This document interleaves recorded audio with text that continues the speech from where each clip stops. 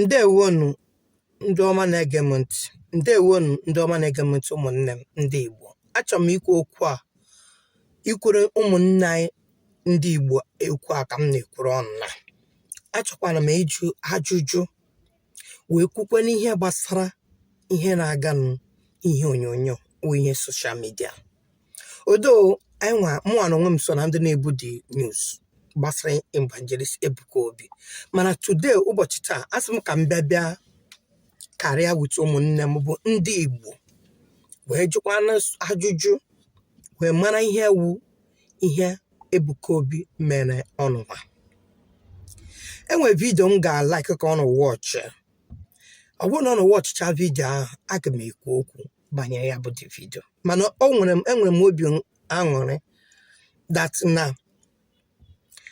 ka o si aga n'ime social media na-enwekwara ndụ Chineke nna na-eji arụ ọrụ metara aka n'obi marakwanụ ka ebe eziokwu wee pụta wee kọrọ ụwa niile na Ebuka Obi awụ fake.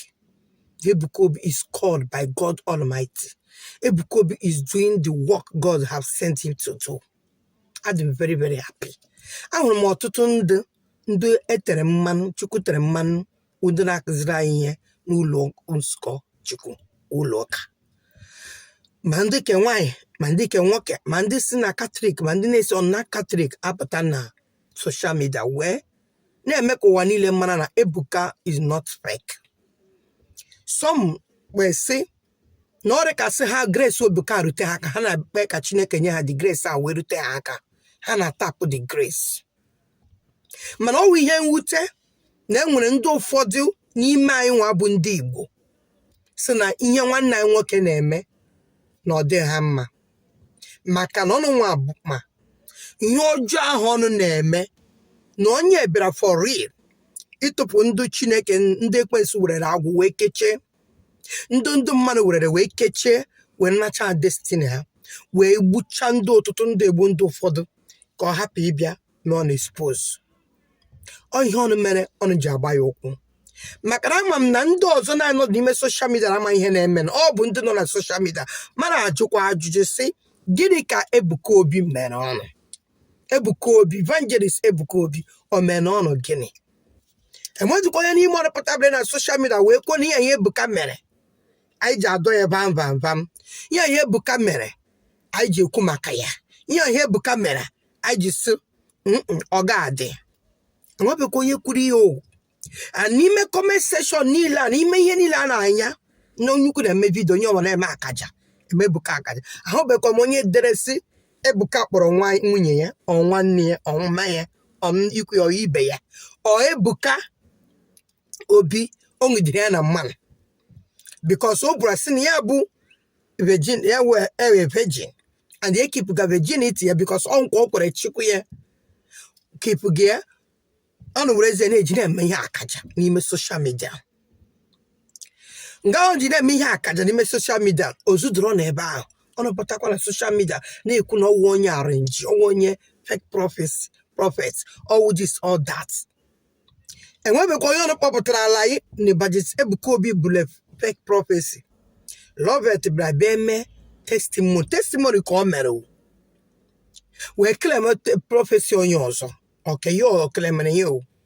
Alote ụta ga-esi derezi Ebuka Obi na mmadụ bịara na chọọchị ya wee kwupụta ọrụ ọma Chukwu nọrọ through the prophecy o nyere. Ọ were blame nye ya bụ the girl bịa n'ụlọ nzukọ Chukwu wee tash wee tigide mmadụ niile na-ekiri ya. Ọ were eze face Ebuka Obi maka gịnị? Ọ dịrị afọ gara aga 2004 mgbe Ebuka si na Evangelist Ebuka Obi si ya na-aga eastern part of Nigeria, our place, Igbo land, ka ọ ga-eme establish in ministry, ka ọ nwee ike kpọlata yara ata obi ndị mmanụ, ndị obi furu efu, ka ha bata east, ka ihe nwee ike dịrị anyị mma, ka obodo anyị dị mma. Onye ukwu pụta na social media, Jesus kwuru ke, Jehovah kwuru ke, Holy Spirit say this, Holy Spirit say that, all of honor don't turn into content. Maka na ndị Igbo anyị ọnụ were ihe niile na content na social media. Enwedị ihe ọnụ jizi kpọrọ ihe.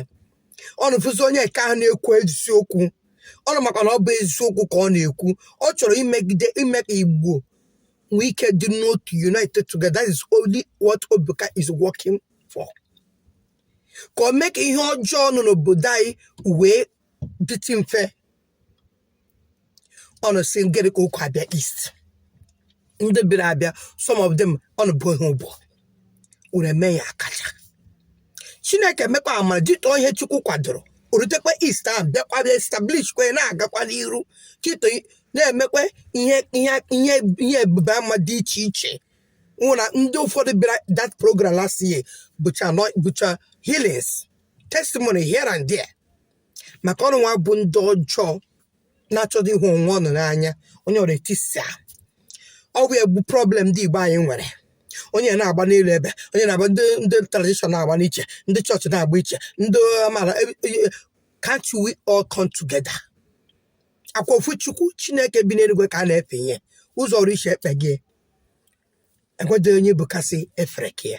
Mana ihe ọsọ onye ọbụla na-etinye aka n'ihe ọjọọ wepụ aka n'ihe ọjọọ na ọdịdị mma. Ọ iwu ọ dara. Maka ọrụ mana o rute ebe ahụ na ọnụ niile ji ụmụ mmadụ na-agwụ. Ma ndị ekechiri ekechi, ma ndị agbara ara, ma ndị ekechi akpa nwa ha, ma ndị akọrọ ọrịa. Na Chineke ga-atọ ha na-agwụ site na Ebuka Obi. Akwa ihe ọnụ ji agba ya ụwa nwere ihe ọzọ. Oche ka ọ dị mgbe Kalụ pụtara. Nnamdi Kalụ ya na-akpọ mmemme Biafra. Enweghị na-ekuzi maka Biafra. Nnamdi Kalụ nọ na sel. Ebuka ga-apụta na-ekwu maka na-ayọchi gọọmenti ka hapụ Nnamdi Kalụ na-ekpekwa ekpere nọ n'ime. Chineke arapụtara ya another Nnamdi Kalụ in form of evangelist Ebuka Obi in church way. Maka Nnamdi Kalụ was doing it on a traditional way. Ọ na-ekwuru akwara sumekwa Ebuka again. Nwunye ọnụ, otu nne ọnụ. Akwara ihu dị onye Igbo aside. Ya nwanne m, ya na-akpa nwanne m, onye nwanne m, ofu nne m n'afọ nne m. Whether Oshabia State, Oshimo State, Anambra State, Enugu State, ya na-akpa nwanne m is my brother, is my sister. Do you know the meaning of is my brother, is my sister? Yeah, I got matter where I lose. I can do the like on I can do me quick time at Chineke get member one day or got Renando. Can I jump on I can I would social media will cook for you. Could you go to me? Makana the grace is too much. You could know Managa Cochafle. No, you get me free anything. As some come John, get a Ebuka Obi man on the Banye. As some can jibo cocoa, show me Joe, you broken bottle make. Can pour ye so that on one would do the gun on the job for my get a one and walk away Ebuka Obi man on. A quack also call him. Okay, if you don't check one person, here, and ye dibia monia, that guy in a Kwezoku. I may play this video now. Come watch your video. Here, one of these Ebuka Obi na abambo konwikela na obodai. Or one of these yene mega sebe ulai di chiche no bodai ndi Igbo. Or yon abambo. Ka yon na phone landa patra na ejundo man e milk it e mie di chiche mo gu di chiche ebusi ndi man. Na kilam no amela why no wo amela. Ebuka dey against a man lie or against anybody. You're against in your job thereby in a my way back. General, not only Igbo people. On a muten on those so under that social media, they defend your own brother way Obi. Now what happened in Yaka? I'm happy that a lot of prophets, evangelists, reverend fathers, reverend sisters, most of them are coming out and saying the truth the way it is that Ebuka Obi is a real man of God. He's called by God Almighty. They have seen it. I've said it before and I will say it again. I will say it again. You have your own God, what you believe, all right? Is it not true? What you believe that he will work for you. Why cannot you go and ask that your gods or your gods or whoever, whatever you believe, who is Ebuka Obi? He will tell you. And you yourself, you have known. I told you guys before, you know that Ebuka Obi is not a fake, he's not arranging prophets. That is why he's about anointed, virginity anointed, we scatter all those nonsense on the name. Oh, you know, man, I'm going to get me free. But I want you to know, man, I got a chapel. And when you want to get me, And when you game on a cut on a bring Ebuka down, Zion have gone all over the world. It cannot spoil. How many people are you going to spoil their minds? Father Webo Joy. He come in social media. Gini you say, na blood, na work and na blood. I don't go like I deceive on Zion ministry. Zion ministry will not bring the salvation for you. It's only Jesus. Is it not Jesus? Ebuka is preaching in that Zion ministry. Will you tell us who the place we are going to be worshiping? Will you tell us the God we are going to worship? Are we okay? What is really going on? You come to social media, judging your own brother. Jetpack, you too. You come to, so you go to Zion. I saw you last year. I think last year, if I'm not mistaken. When Ebuka would pray for you. And Mrs. Chief Imo that time. I saw you guys. But you are the one coming to social media, making guests of Ebuka Obi. Laughing, making guests, just using as play, as if no one here, man, Jetpack, get it Ebuka Obi, maneki. Hadaway, get it Ebuka Obi, maneki. All of it, Matthias, get it Ebuka Obi, man. All of them, one day, Bokon, I see Bokon Nas. He only go for probably here Barcelona, who go not fake prophets or almost here will go Windibo, one Negiptan and social media, one in a Kirion. Now I go no fake, all this, all that. O fortune can I whip Tahanai. Let Kalama Bono Demanero to talk with him Masandibo, when you do not there. Marachina can a tiendo, no more bodai, no bina. Through here, when just Ebukobine a preacher, Naga, Obination, Nana, what are that? Yes, it will we need to come together to unite together. Because if we unite together, we will make move. And when we make move, it will shake. All those people that make it go, but don't teach Igbo, and I try see if I am with Dulo. Why I give you a dying? And what don't you mean, Bonana and Ulo, no one chance never. But it just seems a business. I can't put on those where no company, many teach on go abroad, has cat I on son of lava, even Ghana and Chona lava, Cameroon at Chona lava, all this Africa, all these are neighboring country. That is on Nigeria. And when they say Igbo, all Igbo would majority number, Igabeba, now if I just Ebuka Obi na Brule Zion, Luella East. Go back. Oh, really, never. Since Okro get back, didn't never have a big man and big women. People are eating belly full. And I know many things.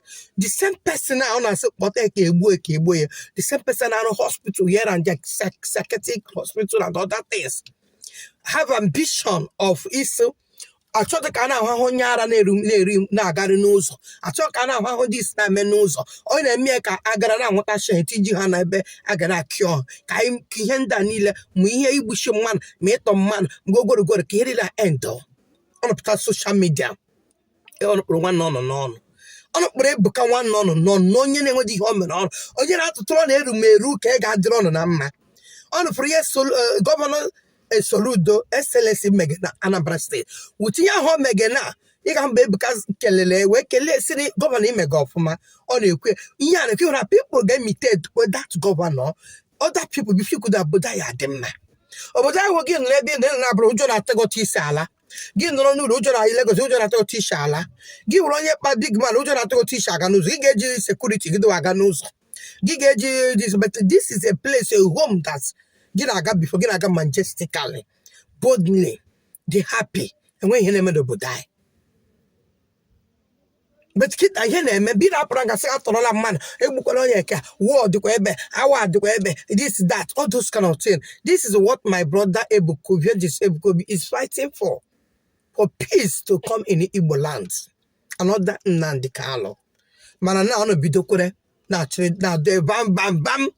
I'm very disappointed, highly disappointed in our people, in Igbo people. How many people were do outsiders? Without the Igbo people, you have to tell a social media about war. Make a mistake. Only one about one non war. Make a mistake. Or go to on your affair. On your affair, you could be the Muslim. Can you talk at Diggy? But you know, me, on Christianity. They are too soft. Jesus Christ don't like you, or is a forgiving. He always forgive. He's a merciful God, merciful Father. But remember, he's a consuming fire. ya kpakpara nwanza aka n'ọdụ ma ọ rịndụ ma ọ nwụrụ anwụ ihe ọ na-akpọ nwa Chukwu aka n'ọdụ maka na mgbe ọ ga-akọnsume ọnụ. Anyway, all of you go and beg when time comes because Zion will move. Zion ka ebe ahụ ka ọ na-eme. Onye ọbụla ga-emecha bụrụ Zionite. In Igbo, everybody will be a Zionite when time comes. When God have taken over, have used Evangelist Ebuka Obi, liberate many families, liberate many marriages that have spoiled for many years. People that to open wombs, marriages, he create marriage opportunity. Did you see? He creates a lot of things. Make women get married. Ladies get married. Women, God use it. Women get pregnant and have children. Marriages that's for many years. He said to them, I see them still talking about, for the Weibo still talking about up on the social media. On our marriages now, on a disgrace marriages, on a quote or this, that. But you see them, you are father and all the rest that are talking about, see them naked in social media, opening breasts, making it even Bluetooth, blue film, and other rest. How many times have you gone to online and preach against it? And you see somebody that preaching against it, against immorality, against it that is not good. Give down the bonus score with now they bam bam bam. On guinea. Now do a bam bam bam. Man, I don't get that never because Zion carried okwu kotere. Chineke na-eme go brigoro egbenye elu zegelu we be eze. May your granya. The grace upon Evangelist Ebuka Obi, it cannot put him down. Never. Or is it possible? He has been loved by many. The nation have loved him. And it's true. If you don't believe in the God that work in him, I believe it. Me and my family believe in the living God that work in Ebuka's life, that send this work. Go and ask Belify. Ebuka is a real man of God. He's called, ordained by he ordained in the mother's womb. Wherever I came in, ordained the care, or by going to school. I see when even Father was saying illiterate that control the congregation, telling them, yes, today program adoration. I saw Evangelist Ebuka Obi reading the verse, Bible version, while Bro Chibu was preaching. That is sweet to me. I know, I told my husband, say, you see, this is why Evangelist Ebuka was reading today, because of that word. Father says, it's lies. He will not understand. That is what my spirit told me. I speak when my spirit told me to speak. So it showed you guys that he's not an illiterate. He's not even if it is illiterate, it's not anybody's business. Who's going to help? There is people that even be graduate today. They are in the streets still looking for job. They are still the ungraduate illiterate people are the one feeding them, taking care of them, feeding their bills, everything. So coming to social media, now fighting one non-working. On the get where why Ndi Igbo. Adadiche kam na John Ebuka on. Ndi Igbo na social media na drag Ebuka. Not every Igbo people know na social media. Ndo na social media. Some of them know na social media ama amen. Ndo na social media but they use one known as content or the content them what Adadiche na celebrate the work of God in Zion. Siki celebrate we rather give you so ki na mbe ku bring go ye down. Ki make us sure that na on get make sure no all that you get let the get what's it. All that today because Ebuka sound today. Are you going to be happy? Is it not your brother? You see? So I don't want to drag one non-worker cushion here. Or did let us welcome our own. Yeah, we can you call. No, don't Adadiche we teach you for zone. You want your club before on social media ranting. You want your Yoruba on social media before ranting. You want your Hausa time, about time ranting, making content. You see their content will look unique.